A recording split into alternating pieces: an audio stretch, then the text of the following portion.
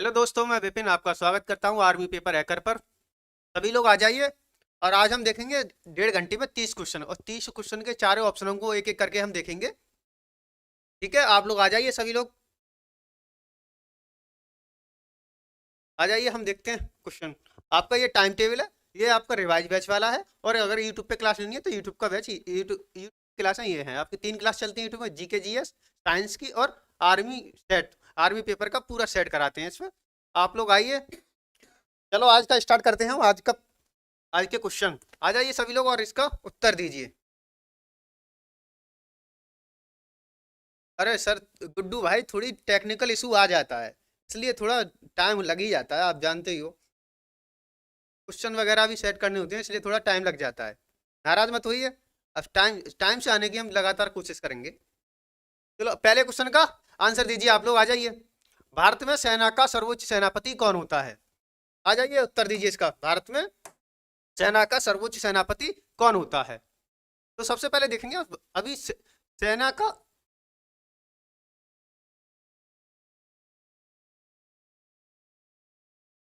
आपको बताना है सेना का अध्यक्ष कौन है। सेना का अभी अभी थल सेना का अध्यक्ष कौन है? थल सेना अध्यक्ष।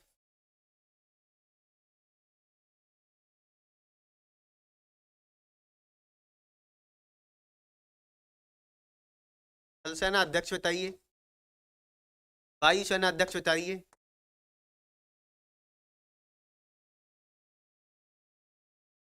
थल सेना अध्यक्ष, वायु सेना अध्यक्ष और जल सेना अध्यक्ष।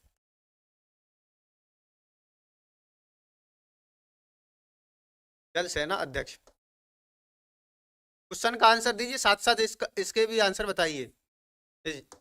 अभी थल सेना अध्यक्ष कौन है, जल सेना अध्यक्ष कौन है और वायु सेना अध्यक्ष कौन है? अभी हम देखें थल सेना अध्यक्ष। तो थल सेना अध्यक्ष हमारे कौन है? मनोज पांडे। कौन है? मनोज पांडे। थल सेना अध्यक्ष कौन है हमारे अभी फिलहाल में? मनोज पांडे।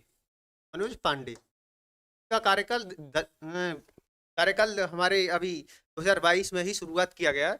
उसके बाद वायुसेना देखें तो वायुसेना अध्यक्ष कौन है? आर हरि कुमार। कौन है? नहीं, कौन है वायुसेना अध्यक्ष? चौधरी। कौन है? राम चौधरी। और आर हरि कुमार कौन है हमारे? आर हरि कुमार जल सेना अध्यक्ष। और चौधरी करके है इनका नाम, थोड़ा मैं भूल जाऊँ। चौधरी तो are Hari Raj Chaudhary. Raj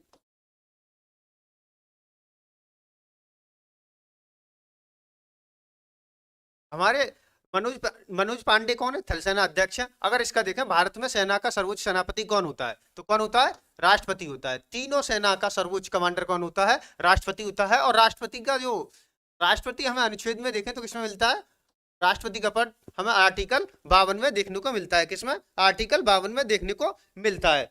article 52 में क्या है? राष्ट्रपति है। और राष्ट्रपति क्या होता है? भारत की सर्वोच्च सेना का अधिकारी होता है। यानी तीनों सेना, जल थल और नभ, तीनों सेनाओं का सर्वोच्च अधिकारी कौन होता है? राष्ट्रपति होता है। तो पहले का आंसर क्या हो गया हमारा? राष्ट्रपति। दूसरे का उत्तर दीजिए, सभी लोग आ जाइए। तो ये भारत का सबसे बड़ा राष्ट्रीयकृत बैंक कौन है? सबसे बड़ा राष्ट्रीयकृत बैंक कौन है, ये बताइए। हमारी सबसे बड़ी जो बैंकों का बैंक किसे कहते हैं? आरबीआई को कहते हैं। किस कहते हैं? आरबीआई को। आरबीआई का जो हमारी आरबीआई है, बैंकों का बैंक, इसका जो गठन हुआ था सन 1934 एक्ट में। सन 34 में एक्ट आया था, और सन 1934 में 35 में जाके इसकी स्थापना हुई थी। 34 में क्या एक एक्ट आया था इसका, और 35 में क्या हुई? स्थापना हुई थी। 35 में क्या हुई? आरबीआई की स्थापना हुई। और आरबीआई को क्या कहते हैं? बैंकों का बैंक। क्या कहते हैं? बैंकों का बैंक। बैंकों का बैंक। पीएनबी है। पीएनबी का अगर मुख्यालय देखें तो कहाँ है? नई दिल्ली में। कहाँ? नई दिल्ली में है। एचडीएफसी है, एसबीआई है। एचडीएफसी जो बैंक है वो भारत की सबसे बड़ी प्राइवेट बैंक, यानी भारत की सबसे बड़ी प्राइवेट बैंक, सबसे बड़ी बड़ी प्राइवेट बैंक।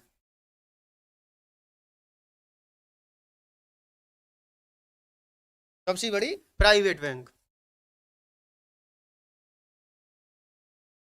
अगर आपसे पूछे भारत की सबसे बड़ी प्राइवेट बैंक कौन सी है तो HDFC है। अगर पूछे भारत का सबसे बड़ा राष्ट्रीयकृत बैंक, राष्ट्रीयकृत मतलब जो सरकारी बैंक हो, जो राष्ट्रीयकरण हो चुका हो, तो वो कौन सी है, वो है हमारी SBI। कौन सी, SBI। कौन सी है ये, SBI है। और SBI का मुख्यालय कहाँ है, मुंबई में। कहाँ है, मुंबई।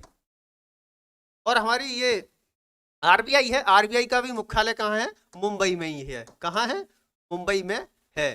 तो इसका दूसरे का आंसर गुड्डू राजपूत क्या होगा, SBI होगा। क्या, SBI। अब हम देखते हैं अगला क्वेश्चन। अगले क्वेश्चन का आप लोग इसका आंसर दीजिए, अशोक चक्र।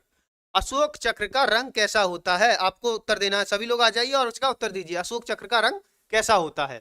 अशोक चक्र आपने देखा होगा जो हमारे तिरंगे झंडे के बीच में बना हुआ है, तिरंगे झंडे के बीच में बना हुआ है, वो क्या है, अशोक चक्र है। तो अशोक चक्र का रंग कैसा है आप बताइए। अशोक चक्र हमारे किसमें, झंडा में, किसमें, तिरंगा झंडा में, किसमें, झंडा में, झंडा में है। सबसे पहले अगर हम अपने झंडे को देखें तो जो हमारा झंडा था, पहले जो झंडा था, तो इस अशोक चक्र की जगह क्या हुआ करता था, तो उस समय इसमें होता था गांधी जी का चरखा। जो चरखा होता था वो पहले क्या था, अशोक चक्र के स्थान पर चरखा बना हुआ था। उसके बाद में अगर हम देखते हैं, गुड्डू राजपूत उत्तर देते रहिए इसका सबका। यानी जो अशोक चक्र जो होता है उसमें कितनी तीलियां होती हैं, यानी 24 तीलियां होती हैं। कितनी तीलियां होती हैं, 24 तीलियां होती हैं इसमें। और अगर कुछ आपसे पूछे जो हमारा झंडा था, तो 24 जुलाई 1947, 24 जुलाई 1947 को झंडा को अपनाया गया था। कौन सा झंडा, जिसमें क्या था, अशोक चक्र लगा हुआ था। पहले जो झंडा था उसमें क्या लगा हुआ था, चरखा लगा हुआ था। और जो हमारे अशोक चक्र का जो अशोक चक्र है, इस अशोक चक्र में जो होती है कितनी तीलियां होती हैं, 24 तीलियां होती हैं, 24 तीलियां। अशोक चक्र की कितनी तीलियां हैं, 24 तीलियां हैं। और हमारे जो रंग झंडा है, झंडा के कितने रंग होते हैं, एक केसरिया, केसरिया, सफेद और हरा। यानी हमारे तिरंगा में, अगर तिरंगा में रंग पूछे तो रंग कितने होते हैं, 4। कितने रंग होते हैं, 4। कितने, और इसका अगर रेशियो देखें तो ये 3 अगर मैं 3:2 में होता है। लंबाई इसकी 3 होगी तो चौड़ाई जो होगी 2 होगी। अगर अशोक चक्र का हम रंग देखें तो क्या होता है, नीला होता है। कैसा होता है, नीला। अगर आपसे पूछे कि हमारे तिरंगा झंडे में कितने कलर होते हैं, तो कलर हमारे कितने होते हैं, 4 होते हैं। क्यों, चक्र का रंग कैसा होता है, नीला होता है। बाकी 3 रंग तो कौन से, केसरिया, सफेद और हरा होते हैं। ठीक, इसके बाद आ जाइए अगला क्वेश्चन। अगले क्वेश्चन का आंसर दीजिए आप लोग, आ जाइए सभी लोग। ऐसे ओलंपिक के निशान में छल्ले होते हैं, यानी जो हमारा ओलंपिक है उसके ओलंपिक में कौन कितने रंग के छल्ले होते हैं, बताइए। क्या होते हैं, नीला, पीला, काला, हरा, काला, हरा, और एक और होता है, नीला, पीला, काला, हरा और लाल। हाँ, लाल तो रह गया, लाल। यानी कितने कलर होते हैं ओलंपिक में, ये 5 कलर होते हैं। कितने, 5 कलर। और ये पांचों कलर जो होते हैं वो किसको दर्शाते हैं, 5 महाद्वीपों को। कितने, 5 महाद्वीपों को, महाद्वीपों को। यानी जो हमारे 5 कलर हैं ओलंपिक के निशान में, ओलंपिक के में 5 चूड़ियां होती हैं इस प्रकार से। देखो, एक ऐसे, ऐसे ओलंपिक का आपने, अगर ओलंपिक का आपने चिन्ह देखा हो तो वो किस प्रकार से होता है, ऐसे होता है। देखिए, एक चूड़ी ऐसी होगी, एक थोड़ी नीचे के लिए, ऊपर के लिए, फिर ऊपर के लिए। इस प्रकार से क्या होता है, हमारे ओलंपिक की 5 चूड़ियां होती हैं। और 5 चूड़ियां जो होती हैं वो किसके, नीला, पीला, काला, हरा और लाल। इस प्रकार से क्या होती हैं, ये क्या दिखाती हैं, अलग अलग राज्यों को, अलग अलग महाद्वीपों को दिखाती हैं। ऐसे देखते हैं, लाल, लाल जो होता है वो किसे दिखाता है, अमेरिका को। इसे दिखाता है अमेरिकी महाद्वीप। अमेरिका महाद्वीप, उत्तरी अमेरिका और दक्षिण अमेरिका दोनों की बात हो रही है। यानी जो लाल वाला होता है वो अमेरिका को दर्शाता है, हरा वाला जो होता है ऑस्ट्रेलिया को। किसे, हरा वाला किसे दर्शाता है, ऑस्ट्रेलिया को, ऑस्ट्रेलिया। और जो काला वाला होता है हमारा, ये किसे दर्शाता है, अफ्रीका। इसे आप काले को ऐसे याद रख सकते हैं जैसे अफ्रीका हमारे क्या है, अफ्रीका में ज्यादातर लोग कैसे रहते हैं, काले रहते हैं। इसलिए जो यानी इसे क्या, अफ्रीका के ज्यादातर लोग कितने होते हैं, ज्यादातर लोग काले होते हैं, इसी वजह से उन्हें क्या कहते हैं, याद रखने में आसानी होगी आपको। काला अफ्रीका कैसे है, काला। और जो पीला जो होता है वो पीला होता है एशिया। पीला, हम लोग जो एशिया वाले हैं उसे किस चूड़ी से दर्शाया जाता है, पीला से। और जो नीला है इसे यूरोप को, यूरोप को आपसे याद रखना है। ऐसे ओलंपिक में कितनी चूड़ियां होती हैं, 5 चूड़ियां होती हैं। और 5 चूड़ियां कौन कौन सी होती है, देखो, नीला, पीला, काला, हरा और लाल। नीला देखें तो यूरोप को, नीला जो चूड़ी होती है वो यूरोप को दर्शाती है, पीला एशिया को, काला अफ्रीका को, हरा ऑस्ट्रेलिया को और लाल अमेरिका को दर्शाती है। एक गुड्डू राजपूत समझ में आ गया। चलो इससे आगे चलते हैं हम। अगला क्वेश्चन का उत्तर दीजिए आप। कौन सा राज्य अशोक के साम्राज्य में नहीं था, यानी ऐसा कौन सा राज्य था जो अशोक के साम्राज्य में नहीं था, बताइए। अशोक के बारे में देखें तो अशोक का महत्वपूर्ण जो युद्ध है वो है कलिंग का युद्ध।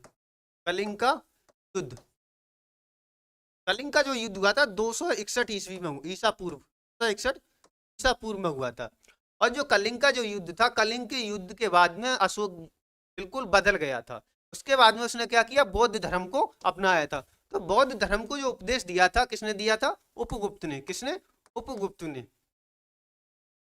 उपगुप्त ने क्या, कलिंग, कलिंग के युद्ध के बाद में अशोक के लिए क्या दिया था, उपगुप्त ने इसे दीक्षा दी। उसके बाद में इसने बौद्ध धर्म को अपना लिया था। और जो कलिंग का युद्ध था, इसके बाद इसका सबसे महत्वपूर्ण युद्ध था। इस युद्ध में 13वें शिलालेख में, अशोक के 13 शिलालेख हैं, वो 13वें शिलालेख में इसके बारे में लिखा है। 13वें शिलालेख में किसके बारे में लिखा है, वो कलिंग के युद्ध के बारे में लिखा है। कलिंग के युद्ध के बारे में किसने लिखा है। अगर इसमें देखें, इसका यानी कौन सा राज्य अशोक के साम्राज्य में नहीं था, तो अशोक के साम्राज्य में नहीं था मेवाड़। अगर मेवाड़ की आप अशोक के अगर सबसे ज्यादा प्रतापी राजा कौन हुए मेवाड़ के, मेवाड़ के देखें तो कौन हुए, महाराणा प्रताप। कौन, महाराणा प्रताप। महाराणा प्रताप, प्रताप, महाराणा प्रताप जो थे वो किसके समय थे, अकबर के समय। किसके, अकबर के समय। आपने वो सुना होगा, महाराणा प्रताप के घोड़े से पड़ गया हवा का पाला था, एक जो श्लोक है वो महाराणा प्रताप यही है। ये किसके समय थे, अकबर के समय थे, मेवाड़ के शासक।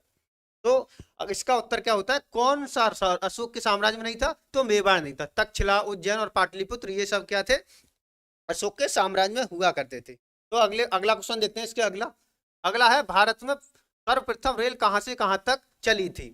सबसे पहले जो रेल चली थी वो कहां से कहां तक चली थी, ये बताइए। जो हमारी पहली बार जो रेल चली थी उसकी लंबाई कितनी थी, कुल 34 किलोमीटर। कितनी लंबी थी, 34 किलोमीटर लंबी थी। 34 किलोमीटर लंबी थी। और उस समय जो बासराय था वो कौन था, बासरा था लॉर्ड डलहौजी। बासरा कौन था, लॉर्ड डलहौजी था। बासरा कौन था, लॉर्ड डलहौजी। लॉर्ड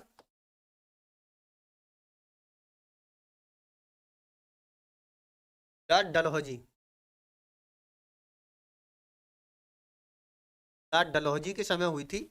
और ये चली थी मुंबई से थाने के बीच। इसके, मुंबई से थाने के बीच, मुंबई से थाने के बीच।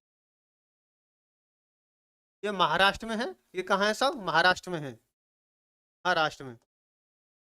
थाना क्या है, एक जिला है महाराष्ट्र का। मुंबई क्या है, राजधानी है महाराष्ट्र की। तो कितनी किलोमीटर चली थी, 34 किलोमीटर की लंबी दूरी चली थी। और कितनी है किस किस किस समय चली थी, ये चली थी 16 अप्रैल 16 अप्रैल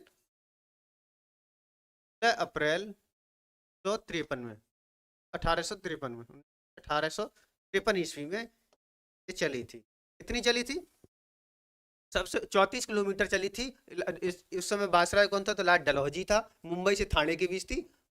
ये कहाँ है, मुंबई से महाराष्ट्र, ये थाने ये कहाँ महाराष्ट्र में है। और 16 अप्रैल 1853 को ये चली थी पहली बार भारत में रेल। और जो रेल थी उस समय कौन सी थी, स्टीम इंजन वाली। कौन सी, भाप के इंजन वाली थी। ठीक है, अब जी अगला क्वेश्चन, अगले क्वेश्चन का आंसर दीजिए। चेतक घोड़ा किसका था, चेतक घोड़ा किसका था, ये बताइए। चेतक घोड़ा किसका था, साथ में बताइए। अब जी उत्तर दीजिए। अब हम देखें, चेतक चेतक घोड़ा किसका था, ये बताइए। चेतक घोड़ा किसका था, चेतक के घोड़ा चेतक का घोड़ा किसका था, बताइए। इसमें देखते हैं महाराणा प्रताप के बारे में। महाराणा प्रताप, महाराणा जो प्रताप थे वो मेवाड़ के शासक थे। कहाँ के? मेवाड़ के शासक, मेवाड़ के शासक थे। ये अकबर के समकालीन थे, अकबर के समकालीन, अकबर के समकालीन थे, समकालीन थे। अकबर और अकबर और अकबर और राणा प्रताप, महाराणा प्रताप, महाराणा प्रताप के बीच में एक युद्ध हुआ था, के बीच हुआ था, उसका नाम था हल्दी घाटी। क्या नाम था? हल्दी घाटी का युद्ध, हल्दी घाटी का युद्ध।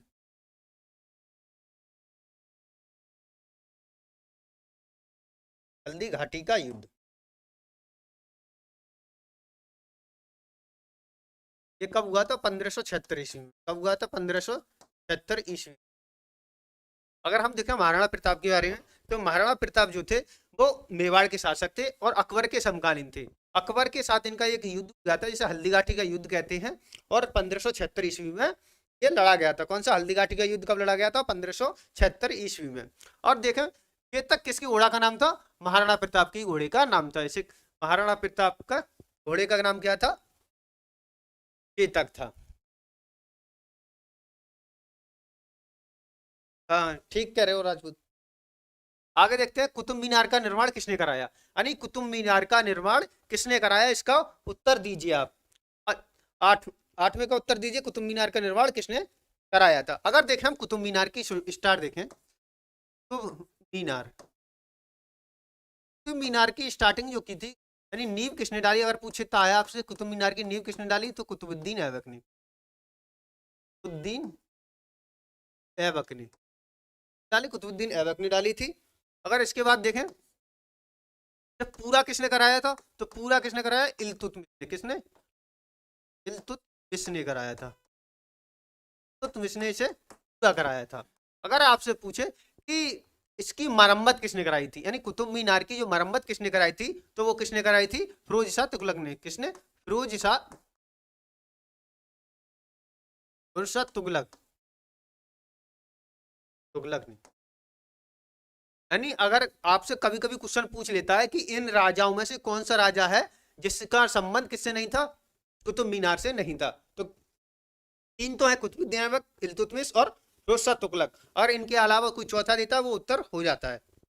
ऐसे देखें कुतुब मीनार का निर्माण किसने करवाया था, तो किसने करवाया था? कुतुबुद्दीन ऐबक ने। किसने शुरू करवाया था? कुतुबुद्दीन ऐबक ने इसकी नींव डाली थी।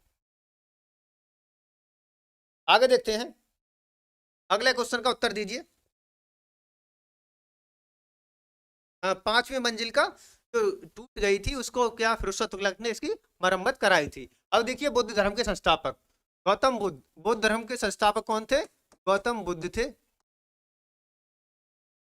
गौतम बुद्ध, गौतम बुद्ध को ज्ञान की प्राप्ति कहाँ हुई थी? ने ज्ञान की प्राप्ति हुई थी निरंजना नदी, निरंजना नदी के पास पीपल वृक्ष के नीचे, पीपल वृक्ष के नीचे,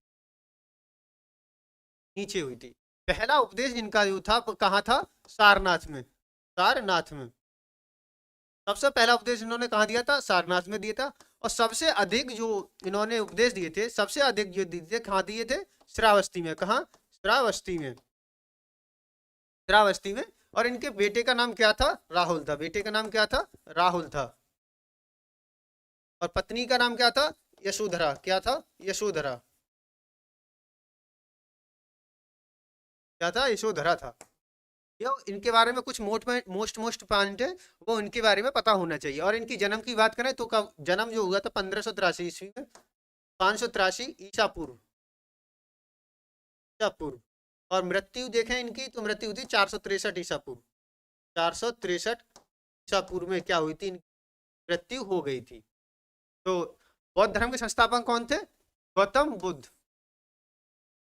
कौन थे? गौतम बुद्ध थे।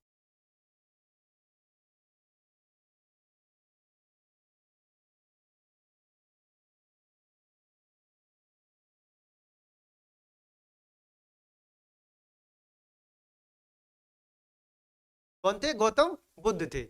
अब अगला क्वेश्चन देखिए, अगले का आंसर दीजिए। कश्मीर घाटी का मुख्य शहर कौन सा है, यानी जो हमारी कश्मीर घाटी है उसका मुख्य शहर कौन सा है, इसका उत्तर दीजिए। 10वें का उत्तर दीजिए आप लोग।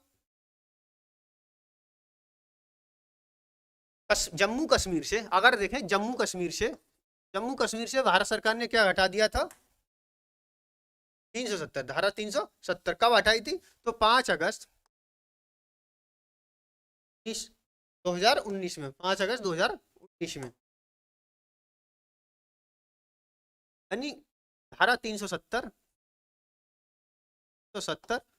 और 35 से, यानी धारा 370 35 को भारत सरकार की पार्लियामेंट ने इसे 5 अगस्त 2019 को क्या किया था, इसका स्पेशल स्टेटस को क्या कर दिया, खत्म कर दिया, और इसके जम्मू कश्मीर के 2 हिस्सा करके 2 राज्य बना दिए। क्या क्या बना दिए थे, एक लद्दाख और एक जम्मू एंड कश्मीर, जम्मू कश्मीर एंड लद्दाख, लद्दाख। यानी जम्मू कश्मीर के बारे में अगर पूछता है कि जम्मू कश्मीर का सबसे प्रमुख शहर कौन सा है, तो कौन सा है हमारा, श्रीनगर। कौन सा है, श्रीनगर। श्रीनगर क्या है, जम्मू कश्मीर की राजधानी भी है। आगे देखते हैं अगले, इसका उत्तर दीजिए सभी लोग। कहाँ गए आप सब लोग, उत्तर देते रहिए इन क्वेश्चनों का सभी का। उसके बाद देखते हैं 10वें के बाद 11वां क्वेश्चन, भारत का वर्तमान में रक्षा मंत्री कौन है, भारत में वर्तमान का रक्षा मंत्री कौन है, आप लोग इसका उत्तर दीजिए सभी लोग।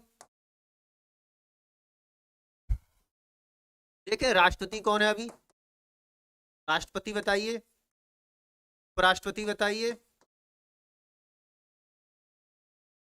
उपराष्ट्रपति बताइए, और अभी यानी उपराष्ट्रपति के बाद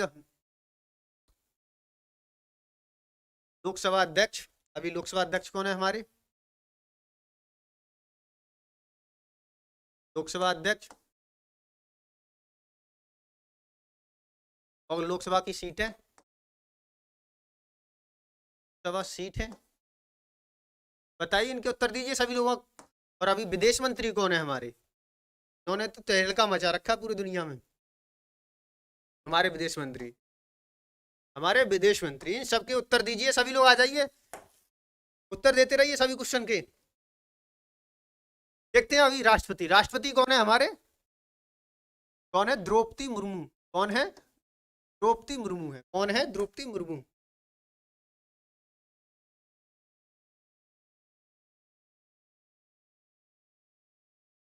द्रौपदी, राष्ट्रपति कौन है, द्रौपदी मुर्मू है। उपराष्ट्रपति कौन है, राजीव धनखड़, जगदीप धनखड़। कौन है, जगदीप धनखड़, जगदीप धनखड़। ये पहले कहाँ थे, वेस्ट बंगाल के राज्यपाल थे, वेस्ट बंगाल के पहले क्या थे, राज्यपाल थे।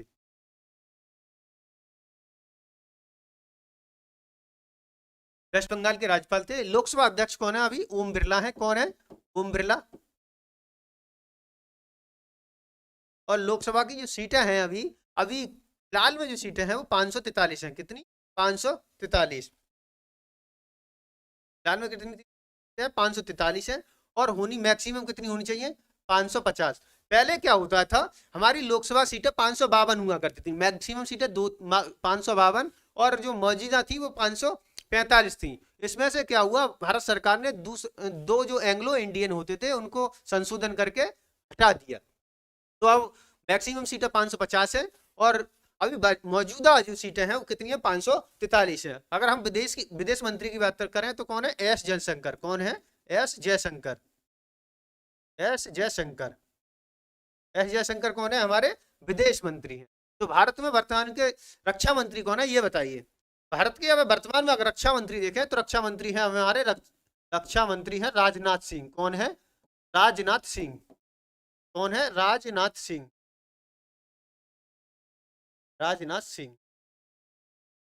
हमारे वर्तमान में रक्षा मंत्री कौन है, राजनाथ सिंह है। तो इसमें अगर ऑप्शन देखें तो ऑप्शन हो जाएगा इनमें से कोई नहीं, यानी कि आंसर हो जाएगा हमारा डी।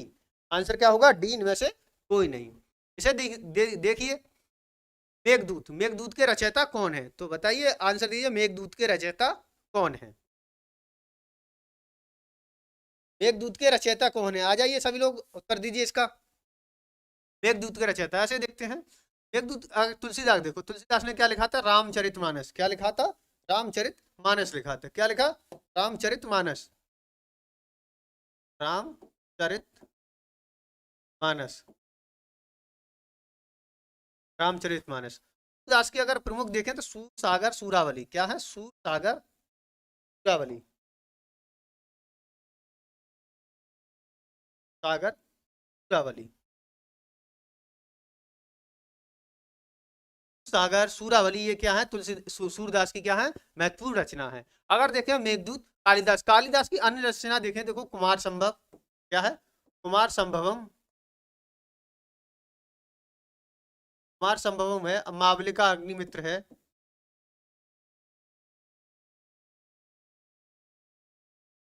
मावलिका अग्निमित्रम है, मेघदूत है, ये किसकी रचना है, कालिदास की। किसकी रचना है, कालिदास की। मेघदूत किसकी रचना है, कालिदास की रचना है।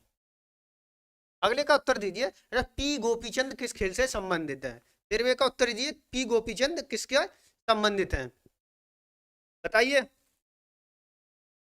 पी गोपीचंद के बारे में देखें तो इन्होंने क्या किया था, कॉमनवेल्थ में, यानी कॉमनवेल्थ यानी राष्ट्रमंडल खेलों में क्या किया था, कांस्य पदक और रजत पदक जीता था सन 1900, इसमें जीता था सन 1998 में। ठीक है, सन 1998 में देखें इन्होंने क्या किया था, सन 1998 में कॉमनवेल्थ में, कॉमनवेल्थ या राष्ट्रमंडल खेलों में, कॉमनवेल्थ इंग्लिश में कहते हैं, हिंदी में क्या कहते हैं, राष्ट्रमंडल, राष्ट्रमंडल खेलों में इन्होंने रजत पदक व कांस्य पदक जीता था, व रजत व कांस्य पदक जीता, कांस्य पदक जीता था। क्या जीता था, यानी राष्ट्रमंडल खेलों में रजत पदक व और कांस्य पदक इन्होंने जीता था। और जो हमारे पी गोपीचंद हैं, पी गोपीचंद जो है वो किसके हैं, बैडमिंटन के खिलाड़ी हैं। किसके, बैडमिंटन के खिलाड़ी। कहाँ के हैं, बैडमिंटन के श्रेष्ठ खिलाड़ी हैं। अब देखते हैं अगला क्वेश्चन। अगले क्वेश्चन का आप लोगों को सबको उत्तर देना है। उत्तर दीजिए इसका, गुरुदेव के नाम से किसे प्रसिद्ध है, यानी गुरुदेव के नाम से कौन प्रसिद्ध है, इसके बारे में बताइए। बताइए गुरुदेव के नाम से कौन प्रसिद्ध है। देखते हैं, बंकिम चंद्र चटर्जी। इन्होंने क्या लिखा है, हमारा राष्ट्रीय गीत। इन्होंने क्या लिखा है, हमारा राष्ट्रीय गीत। राष्ट्रीय गीत कौन सा, हमारा वंदे मातरम। कौन सा है, वंदे मातरम। राष्ट्रीय गीत कौन सा है, हमारा वंदे मातरम है। और रविंद्रनाथ टैगोर हैं, इन्होंने क्या लिखा था, हमारा राष्ट्रीय गीत। क्या लिखा था, राष्ट्रीय गीत, राष्ट्रीय गीत लिखा था। और इन्हें गीतांजलि के लिए, गीतांजलि के लिए 1913 में नोबेल पुरस्कार दिया गया था। कौन सा, नोबेल पुरस्कार 1913 में, नोबेल पुरस्कार 1913 में। भारत के पहले व्यक्ति थे, इन्हें नोबेल पुरस्कार दिया गया था। वो कौन थे, रविन्द्रनाथ टैगोर थे। और रविंद्रनाथ टैगोर को ही क्या कहते हैं, रविन्द्रनाथ टैगोर को ही कहते हैं गुरुदेव। किसे कहते हैं, रविंद्रनाथ टैगोर को कहते हैं। तो आंसर क्या हो जाएगा, तो गुरु रविंद्रनाथ टैगोर। क्या हो जाएगा, रविंद्रनाथ टैगोर। रविंद्रनाथ टैगोर को ही क्या कहते हैं, गुरुदेव कहते हैं। और इन्होंने क्या लिखा था, हमारा राष्ट्रगान लिखा था। क्या लिखा था, राष्ट्रगान लिखा था। राष्ट्रगान कौन सा था, जनगण मन अधिनायक जय हे। और इन्हें गीतांजलि, इनकी एक पुस्तक थी गीतांजलि, और गीतांजलि पुस्तक के लिए इन्हें 1913 ईस्वी में क्या दिया गया था, नोबेल पुरस्कार दिया गया था। उसके बाद देखते हैं अगले का उत्तर दीजिए। अगला है हमारा 14वां, 14वें के बाद 15वें का उत्तर दीजिए। इंडिया गेट, इंडिया गेट कहाँ स्थित है, आपको बताना है इंडिया गेट कहाँ स्थित है। देखते हैं अगर हम इसे देखें कोलकाता, तो कोलकाता में क्या है, समुद्र में मेट्रो चलती है। यानी अगर आपसे पूछे कि मेट्रो समुद्र में कहाँ चलती है, तो कहाँ चलती है, कोलकाता में। तो देखिए, समुद्र के अंदर मेट्रो, समुद्र के अंदर मेट्रो या पानी के अंदर मेट्रो। पानी के अंदर मेट्रो कहाँ चलती है, कोलकाता में चलती है। अहमदाबाद जो है, अहमदाबाद कहाँ है, गुजरात में, गुजरात में। अहमदाबाद कहाँ, गुजरात में है। दिल्ली क्या भारत की राजधानी है। अगर देखें, एक तो है हमारा इंडिया गेट। क्या है, एक है हमारा इंडिया गेट, और एक है gateway of India, gateway of India, of India. इन दोनों में आपको कंफ्यूज नहीं होना है। गेट वे ऑफ इंडिया है वो कहाँ है, मुंबई में है, मुंबई में, कहाँ है, मुंबई में है। और जो हमारा इंडिया गेट है, वो इंडिया गेट कहाँ है, वो इंडिया गेट है दिल्ली में, कहाँ है, दिल्ली में। ठीक गौरव चौहान, उत्तर देते रहिए क्वेश्चनों का। कहाँ है, दिल्ली। इंडिया गेट कहाँ है हमारा, दिल्ली है। इसके बाद देखिए अगला क्वेश्चन, अगले क्वेश्चन का आप लोग उत्तर दीजिए, क्या उत्तर दीजिए। अगला उत्तर क्वेश्चन है, नोबेल पुरस्कार जीतने वाला पहला भारतीय कौन था, बताइए, उत्तर दीजिए इसके बारे में। नोबेल पुरस्कार जीतने वाला पहला कौन था। तो अगर हम देखें डॉक्टर राधाकृष्णन, डॉक्टर राधाकृष्णन के बारे में देखें तो ये पहले उपराष्ट्रपति, पहले उपराष्ट्रपति थे, पहले उपराष्ट्रपति,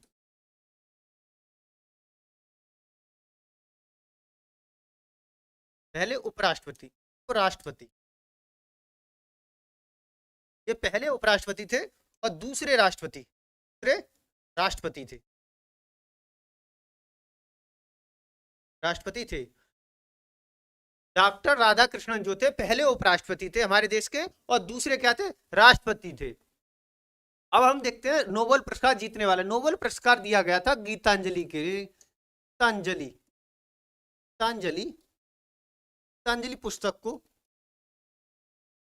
साहित्य के क्षेत्र में, किसके क्षेत्र में, साहित्य के क्षेत्र में, क्षेत्र में, साहित्य के क्षेत्र में गीतांजलि पुस्तक को क्या दिया गया था, नोबेल पुरस्कार दिया गया था। कब, 1913 ईस्वी में। इस समय नोबेल पुरस्कार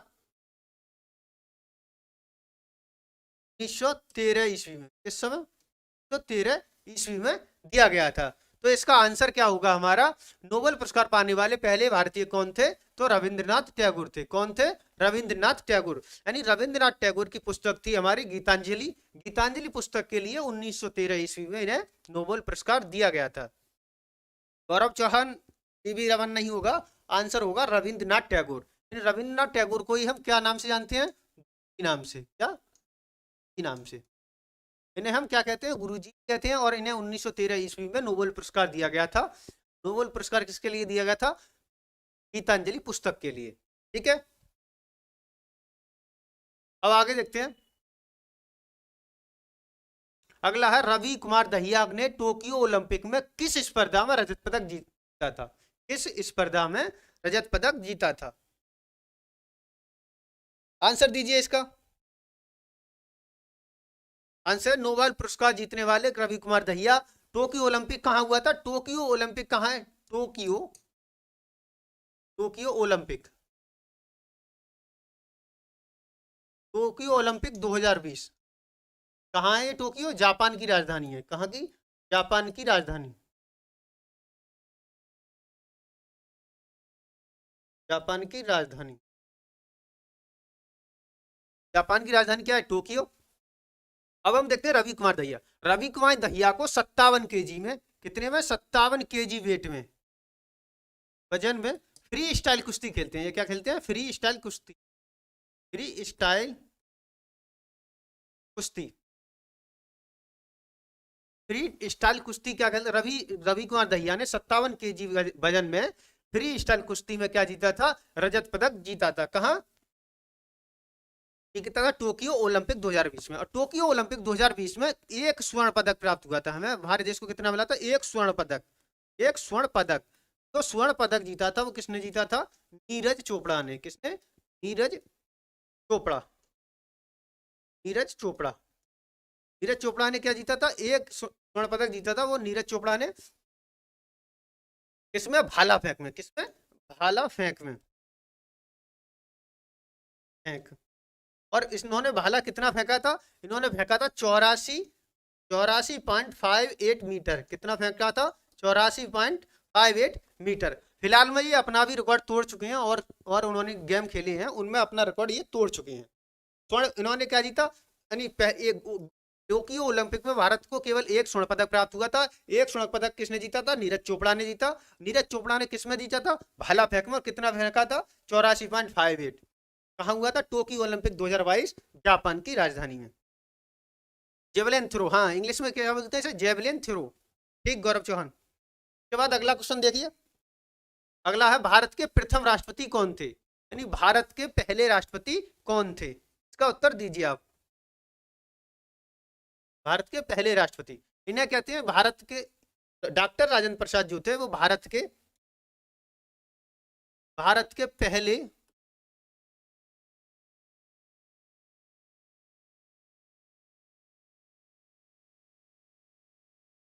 संविधान सभा के स्थायी सदस्य, संविधान सभा के पहले स्थायी अध्यक्ष, स्थायी अध्यक्ष, अध्यक्ष थे। तो अस्थायी अध्यक्ष, अस्थायी अध्यक्ष को क्या बोलते हैं हम, प्रोटेम स्पीकर, क्या बोलते हैं, प्रोटेम स्पीकर, यानी अस्थायी अध्यक्ष या प्रोटेम स्पीकर, क्या प्रोटेम स्पीकर, प्रोटेम स्पीकर। पहले प्रोटेम स्पीकर या अस्थायी अध्यक्ष थे वे कौन थे हमारे, कौन से, सचिनानंद सिन्हा, कौन थे, सचिनानंद सिन्हा।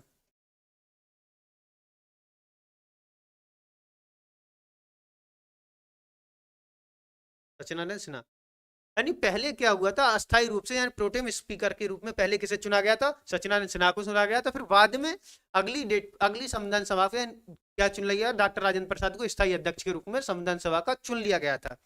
और जो पहले राष्ट्रपति थे वो कौन थे, हमारे डॉक्टर राजेंद्र प्रसाद ही थे, यानी पहले राष्ट्रपति कौन थे, हमारे डॉक्टर राजेंद्र प्रसाद ही थे। ठीक, इसके बाद में देखते हैं अगला क्वेश्चन, अगले क्वेश्चन का आंसर दीजिए आप लोग। भारत किस सन में स्वतंत्रता प्राप्त हुई थी, यानी भारत किस सन में, भारत कब आजाद हुआ था, इसका उत्तर दीजिए। ये तो सभी को पता होना चाहिए कि भारत कब आजाद हुआ था, बताइए। जब हमारा देश आजाद हुआ था, आजादी के समय वायसराय, बताइए आजादी के समय वायसराय कौन था, वायसराय, ये क्वेश्चन तो सबको पता ही होगा। ये बताइए आजादी के समय वायसराय कौन था, और पहला पहला भारतीय गवर्नर जनरल कौन था,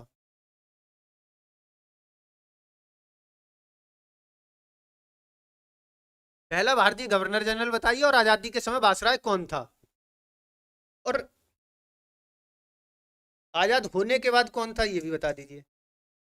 अगर हम देखें आजादी के समय भारत का वायसराय कौन था, लॉर्ड माउंटबेटन, कौन था, लॉर्ड माउंटबेटन, लॉर्ड माउंटबेटन था। लॉर्ड माउंटबेटन कौन था, जब हमारा देश आजाद करने की जो जिम्मेदारी दी गई थी वो किसे दी गई थी, लॉर्ड माउंटबेटन को दी गई। और जो हमारा पहला भारतीय गवर्नर जनरल था, जनरल जो थे भारत के, कौन थे, सी राजगोपालाचार्य, कौन थे, सी राजगोपालाचार्य, सी राजगोपालाचार्य, राजगोपालाचार्य कौन थे, हमारे पहले भारतीय गवर्नर जनरल थे। और भारत आजाद का हुआ था 14 अगस्त 15 अगस्त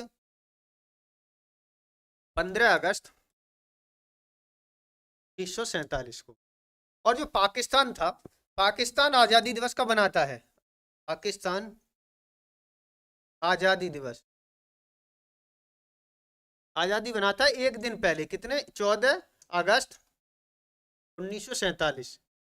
भारत से एक दिन पहले आजादी कौन मनाता है, पाकिस्तान, यानी पाकिस्तान भारत से आजाद कब हुआ था, 14 अगस्त 1947 को, और भारत आजाद हुआ 15 अगस्त 1947 को। और हमने, हमारा जो संविधान लागू हुआ था, संविधान लागू हुआ था हमारा कब, 26 जनवरी 1950, 26 जनवरी 1950 को, 1950 को क्या हुआ, हमारा देश आजाद, क्या हुआ था, 26 जनवरी 1950 को हमारा देश का संविधान लागू हुआ था। आगे देखते हैं अगला क्वेश्चन, देखिए महात्मा गांधी की हत्या कब हुई थी, बताइए महात्मा गांधी की हत्या कब हुई थी, इसका उत्तर दीजिए आप। महात्मा गांधी जी की जो हत्या हुई थी वो कहाँ हुई थी, बिरला हाउस में, बिरला हाउस, बिरला हाउस कहाँ, नई दिल्ली, बिरला हाउस दिल्ली,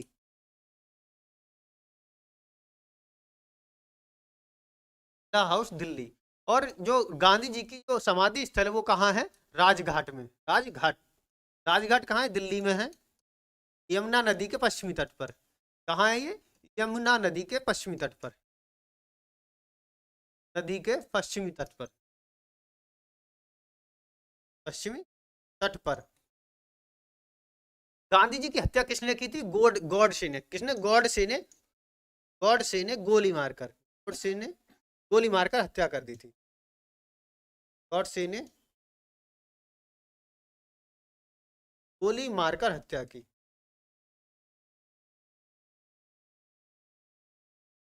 बताइए इसका आंसर क्या होगा? आप लोगों ने आंसर दिया नहीं? 1950 को। तारीख बताइए, किस तारीख को हुआ था? किस तारीख को गोली मारी थी गॉडसे ने, ये बताइए। 30 जनवरी 1948 को। 50 में नहीं, 30 जनवरी 1948 को। कब? 30 जनवरी 1948 को। यानी देश आजाद हो चुका था, उसके कुछ ही दिन बाद क्या हुई थी? गांधी जी को गोली मारकर हत्या कर दी गई थी, 30 जनवरी 1948 को। इसके बाद अगला इसका उत्तर दीजिए। सबसे आखिर में किस भारतीय राज्य को रेलवे नेटवर्क से जोड़ा जा रहा है? यानी सबसे बाद में भारत किस रेलवे नेटवर्क, यानी किस राज्य को, भारत की सबसे, अगर अब हम देखें, इसमें देखते हैं जो हमारा सिक्किम है, ये जनसंख्या की दृष्टि से सबसे छोटा राष्ट्र है, यानी सबसे छोटा राज्य, जनसंख्या सबसे कम है, जनसंख्या की दृष्टि सबसे छोटा राज्य, सबसे छोटा राज्य, जनसंख्या की दृष्टि से सबसे छोटा राज्य कौन सा है? सिक्किम है। और सबसे बड़ा राज्य, सबसे अधिक जनसंख्या कहाँ है? उत्तर प्रदेश में। कहाँ है जनसंख्या? कहाँ है? उत्तर प्रदेश में, यानी यूपी में है। अगर क्षेत्रफल की दृष्टि से सबसे बड़ा राज्य कौन सा है? सबसे बड़ा क्षेत्रफल की दृष्टि से देखें तो सबसे बड़ा कौन सा है? राजस्थान है। कौन है? राजस्थान। अगर क्षेत्रफल की दृष्टि से सबसे छोटा, क्षेत्रफल में सबसे छोटा कौन सा है? तो कौन सा है? क्षेत्रफल की दृष्टि से सबसे छोटा राज्य है गोवा। कौन सा? गोवा। ये क्वेश्चन आपको याद रखना है। अगर आपसे पूछे जनसंख्या की दृष्टि से सबसे बड़ा राज्य, तो उत्तर प्रदेश। और जनसंख्या क्षेत्रफल की दृष्टि से सबसे बड़ा राज्य कौन सा है? तो कौन सा? हमारा राजस्थान। और क्षेत्रफल की दृष्टि से सबसे छोटा राज्य कौन सा है? गोवा है। और सबसे अधिक जनसंख्या वाला राज्य तो है ही हमारा यूपी। तो इसका आंसर कौन सा क्या हो जाएगा? सिक्किम हो जाएगा। यानी सिक्किम राज्य को सबसे आखिर में क्या किया जा रहा है? रेलवे से नेटवर्क से जोड़ा जा रहा है। रेलवे नेटवर्क से सबसे बाद में किसे जोड़ा जा रहा है? सिक्किम राज्य को। और जो अरुणाचल प्रदेश है, ये कहाँ है? भारत का सबसे पूर्वी राज्य, भारत का सबसे पूर्वी राज्य है। भारत का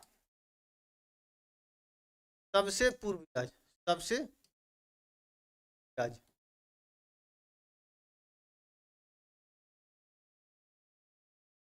भारत का सबसे पूर्वी राज्य कौन सा है? अरुणाचल प्रदेश है। और नागालैंड में, नागालैंड की जो भाषा है वो है अंग्रेजी। नागालैंड की भाषा कौन सी है? अंग्रेजी। जैसे हमारी राज्य की भाषा अगर उत्तर प्रदेश की देखें तो उत्तर प्रदेश की राजकीय भाषा हिंदी है, और दूसरी राजकीय भाषा क्या है? उर्दू है। उसी प्रकार से नागालैंड की जो राजकीय भाषा क्या है? हमारी अंग्रेजी है। नागालैंड की राजकीय भाषा इंग्लिश है। उसके बाद देखिए 12वें उत्तर। 12वें का उत्तर दीजिए, मदुरई किस राज्य में है? मदुरई किस राज्य में है? बताइए, इसका उत्तर दीजिए। गौरव चौहान उत्तर दीजिए इसका।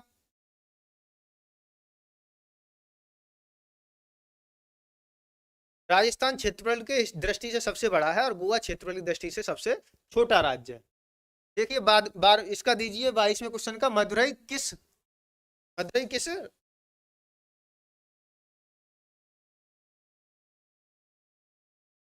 मदुरई किस राज्य में है? आंसर दीजिए, मदुरई किस राज्य में है? बताइए मदुरई किस राज्य में है? मदुरई किस राज्य में है ये तो चलो बता ही दोगे, ये बताइए मदुरई किसके लिए प्रसिद्ध है? मदुरई किसके लिए प्रसिद्ध है? मदुरई में एक मंदिर है, मीनाक्षी मंदिर। कौन सा मंदिर है? मीनाक्षी मंदिर। मीनाक्षी मीनाक्षी मंदिर कहाँ है? मदुरई। मदुरई बोलते हैं या मदुरई बोलते हैं? दोनों बात एक ही है, मदुरई या मदुरई। मदुरई या मदुरई। मदुरई या मदुरई कुछ भी हो सकता है। मीनाक्षी, मीनाक्षी मंदिर कहाँ है? वो भी मदुरई या मदुरई में है। और मदुरई, मदुरई कहाँ है? तमिलनाडु में। कहाँ है? तमिलनाडु। अगर हम महाराष्ट्र को देखें तो महाराष्ट्र को क्या कहते हैं? वाणिज्यिक राजधानी। क्या कहते हैं?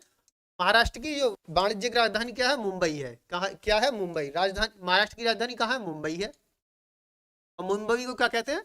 वाणिज्यिक राजधानी। तेलंगाना की राजधानी क्या है? हैदराबाद। क्या है? हैदराबाद। हैदराबाद। हैदराबाद में देखो चार मीनार भी हैदराबाद में ही है। ऐसे ही मोतियों का शहर किसे कहते हैं? हैदराबाद को कहते हैं। ये मोस्ट इंपोर्टेंट क्वेश्चन है।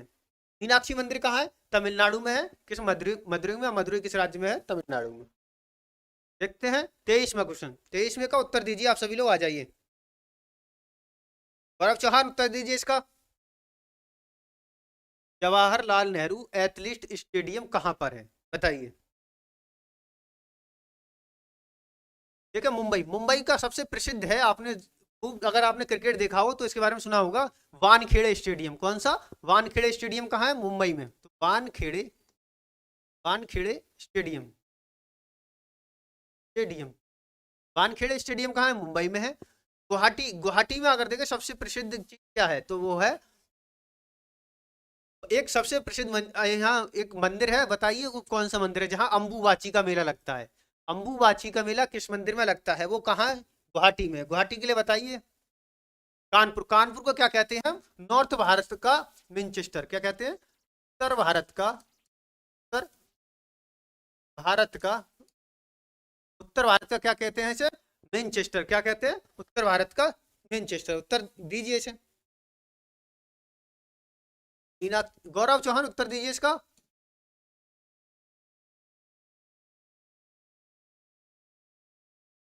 Manchester, Manchester. उत्तर भारत का मैनचेस्टर क्या है? कानपुर को कहते हैं। और जो अगर पूछे आपसे भारत की सिलिकॉन वैली किसे कहते हैं, तो भारत की सिलिकॉन वैली क्या है?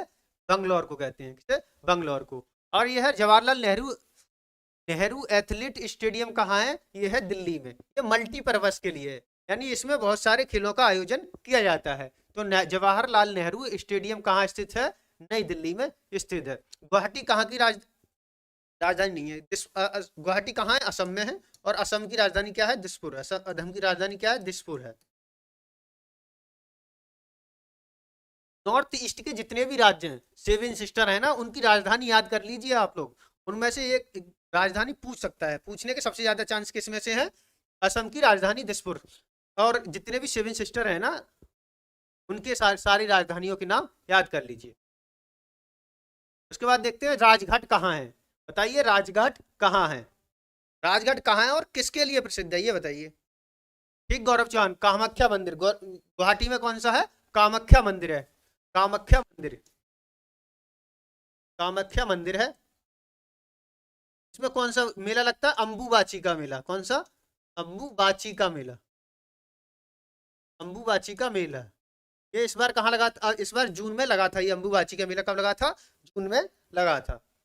देखिए राजघाट, राजघाट कहाँ है और किसके लिए प्रसिद्ध है? तो अभी हमने देखा पिछले क्वेश्चन में, राजघाट जो है, राजघाट में क्या है? राजघाट में गांधी जी की क्या समाधि, समाधि स्थल है। गांधी जी की समाधि स्थल।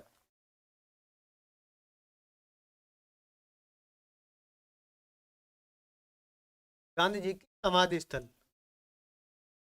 समाधि स्थल है। ये समाधि स्थल कहाँ है? यमुना नदी के पश्चिम तट पर है। यमुना नदी के पश्चिम तट पर, पश्चिम तट पर। और गांधी जी की जो हत्या हुई थी वो हुई थी 30 जनवरी, 30 जनवरी 1948 ईस्वी।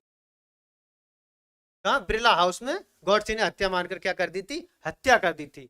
तो राजघाट कहाँ है? राजघाट है दिल्ली में। कहाँ है ये? दिल्ली में है। कहाँ है? दिल्ली में। राजघाट कहाँ है? दिल्ली में। तो आंसर क्या हो जाएगा इसका? दिल्ली, यानी दिल्ली इसका आंसर हो जाएगा। गौरव चौहान उत्तर देते रहिए। 25वें का उत्तर दीजिए। भारत का सर्वोच्च नागरिक पुरस्कार कौन सा है? यानी भारत का सबसे नागरिक पुरस्कार कौन सा है? अगर हम भारत के पुरस्कारों को देखें, भारत के सर्वोच्च पुरस्कार,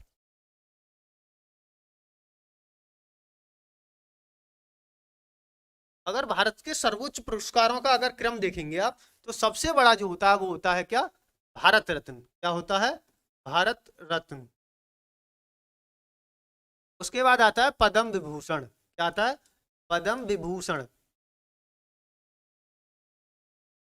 उसके बाद आता है पद्म भूषण।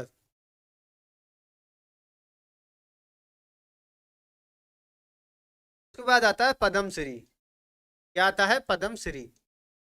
पद्मश्री यानी पहला है भारत रत्न, उसके बाद पद्म भूषण, फिर पद्म विभूषण, पद्म भूषण और पद्मश्री। तो ये क्या है? भारत के टॉप 4। यानी ये देखो, पहले नंबर सबसे पहले भारत रत्न, उसके बाद पद्म विभूषण, उसके बाद पद्म भूषण, चौथा जो होता है पद्मश्री। ये क्या है? भारत के सर्वोच्च सर्वोच्च पुरस्कार हैं। अगर देखें परमवीर चक्र, ये क्या है? सेना के क्षेत्र में सबसे बड़ा पुरस्कार। सैन्य क्षेत्र में, सैन्य क्षेत्र में सबसे बड़ा पुरस्कार, सबसे बड़ा पुरस्कार। सैन्य क्षेत्र का सबसे बड़ा पुरस्कार कौन सा है? हमारा परमवीर चक्र है। तो इसका आंसर क्या हो जाएगा? भारत रत्न। क्या हो जाएगा? भारत रत्न। भारत रत्न जो है भारत का सबसे बड़ा पुरस्कार है। स्पीड से ही चल रहे हैं, सारे चारों ऑप्शनों को समझाना भी तो है। दानिश कुमार, देखिए ऐसा देखिए, आप बहुत लेट आ गए हैं आज, तो बहुत जल्दी आए, थोड़ा टाइम से आया कीजिए, क्लास आपकी टाइम से होती है। ये बताइए, निम्न में से किस राज्य में सबसे कम जनसंख्या है? यानी ये जो राज्य हैं इनमें सबसे कम जनसंख्या किस में है? तो बताइए, सबसे ज्यादा जनसंख्या कहाँ है? सबसे अधिक जनसंख्या यूपी। सबसे अधिक जनसंख्या, अधिक जनसंख्या, जनसंख्या, सबसे अधिक जनसंख्या कहाँ है? यूपी यानी उत्तर प्रदेश में। और उत्तर प्रदेश में अगर देखोगे सबसे अधिक लोकसभा की सीटें हैं। लोकसभा की सीटें, लोकसभा सीटें देखेंगे उत्तर प्रदेश में तो कितनी है? 80 सीटें हैं।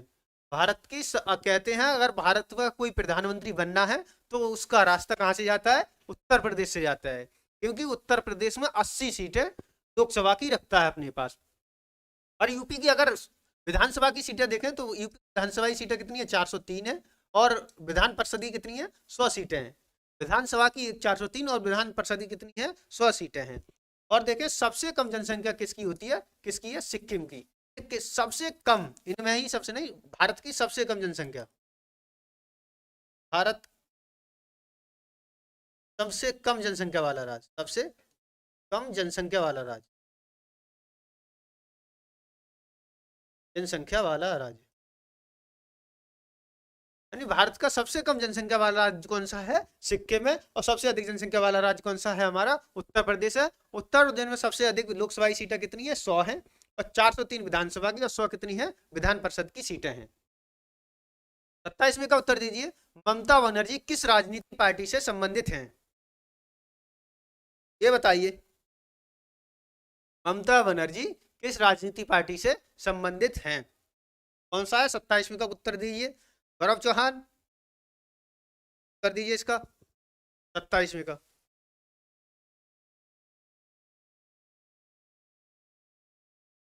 अगर हम पूछे वेस्ट बंगाल, यानी ममता बनर्जी, ममता बनर्जी, ममता बनर्जी जो है कहाँ की है? पश्चिम बंगाल की सीएम है। कहाँ की? पश्चिम बंगाल की बंगाल की सीएम, यानी मुख्यमंत्री। पश्चिम बंगाल की क्या है? मुख्यमंत्री। अब पश्चिम बंगाल की अगर आपसे राज्यपाल पूछ रहे तो पश्चिम बंगाल के राज्यपाल, राज्यपाल कौन है? अब सीवी आनंद बोस। कौन है? सीवी आनंद बोस, आनंद बोस, सीवी आनंद बोस है। ये अभी क्या बने हैं? पश्चिम बंगाल के राज्यपाल बने हैं। इससे पहले कौन थे? इससे पहले कार्यवाहक के रूप में रखा गया था ला गणेशन को। इससे पहले जो हमारे उपराष्ट्रपति हैं जगदीप धनखड़ जी, धनखड़ जी क्या थे? पहले हमारे वेस्ट बंगाल के क्या थे? राज्यपाल थे। बाद में क्या हुआ? उन्हें उपराष्ट्रपति बना दिया। तो उपराष्ट्रपति बनने के बाद जो अब राज्यपाल बनी है वेस्ट बंगाल की, वो कौन है? सीबी आनंद बोस। और ममता बनर्जी जो है कहाँ की है? पश्चिम पश्चिम बंगाल की, असम में मुख्यमंत्री है। और देखते हैं ममता बनर्जी जो है राजनीतिक पार्टी कौन सी है इनकी? तृणमूल कांग्रेस। कौन सी राजनीतिक पार्टी है इनकी? तृणमूल कांग्रेस से संबंधित है। ठीक है, उसके बाद देखिए अगला 28वें का उत्तर दीजिए। पहला ओलंपिक खेल कहाँ खेला गया था? पहला जो ओलंपिक खेल है वो कहाँ खेला गया था? पहला जो ओलंपिक का खेल था यूनान, पहले क्या कहते थे इसे? यूनान। यूनान की राजधानी, यूनान को अब क्या कहते हैं? ग्रीस कहते हैं। ग्रीस की राजधानी में, राजधानी में खेला गया था। इसकी राजधानी क्या है? एथेंस। क्या है? एथेंस में पहली बार जो ओलंपिक खेला गया था। यानी ग्रीस की राजधानी क्या है? एथेंस। एथेंस में सबसे पहली बार क्या खेला गया था? ओलंपिक खेला गया था। ओलंपिक सबसे पहले कहाँ खेला गया था? एथेंस में खेला गया था। ठीक, उसके बाद अगला उत्तर है, अगले का उत्तर का आंसर दीजिए। 30वां, सचिन तेंदुलकर किस खेल से संबंधित हैं? बताइए, इन्हें कौन नहीं जानता? सचिन तेंदुलकर किस खेल से संबंधित हैं? सचिन तेंदुलकर के पास सबसे बड़ा रिकॉर्ड है, क्या है? इनके पास 100 शतक का रिकॉर्ड है। कितने का? 100 शतक। इन्होंने कितने, सचिन तेंदुलकर ने कितने शतक लगाए हैं? 100 शतक लगाए हैं।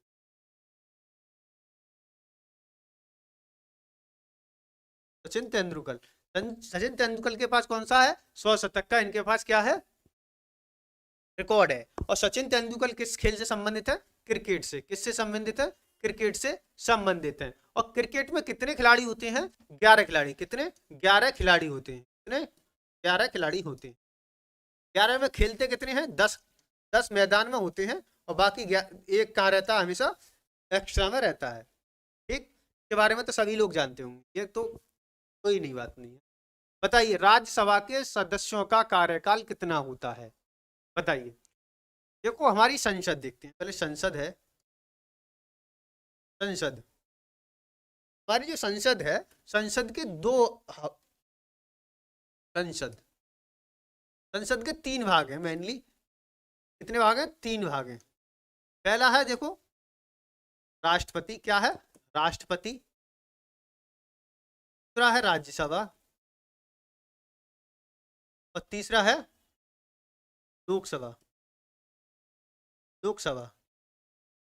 राज्यसभा में अगर सीटें देखें, राज्यसभा में जो सीटें होती हैं वो कहां से चुनी जाती है? इनडायरेक्ट। इसका चुनाव कैसा होता है? प्रत्यक्ष रूप से। कैसा?